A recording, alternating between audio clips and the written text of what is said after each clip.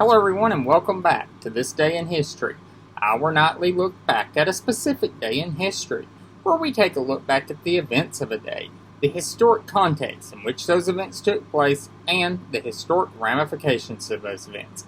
As always, if you have not yet, please hit the like button, the subscribe button, the bell notification icon to be alerted anytime I post new content, and tell a friend. And without any further ado, this day in history, June 25th.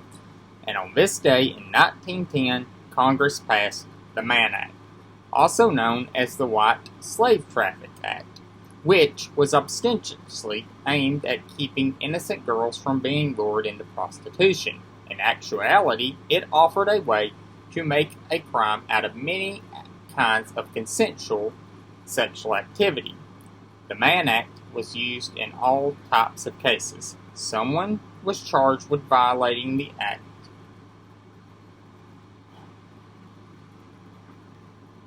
The Mann Act for bringing a woman from one state to another in order to work in a theater, and Weiss began using the act against girls who ran off with their husbands. The most famous prosecutions under the law were those of Charlie Chapman in 1944 and Chuck Berry in 1959 and 1961, who took unmarried women across state lines for immoral purposes. Berry was convicted and spent 2 years in jail during the time of his music career. After Berry's conviction, the Mann Act was enforced only sparingly, but it has never been repealed. It was amended in 1978 and again in 1986.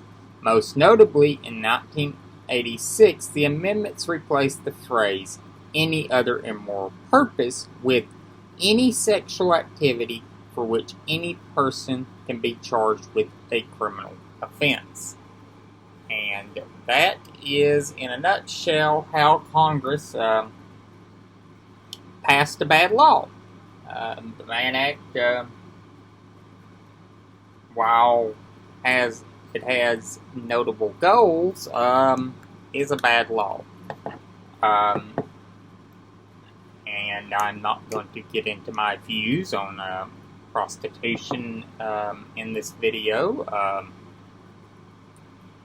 The legality or the illegality of it. That would be another video for another time.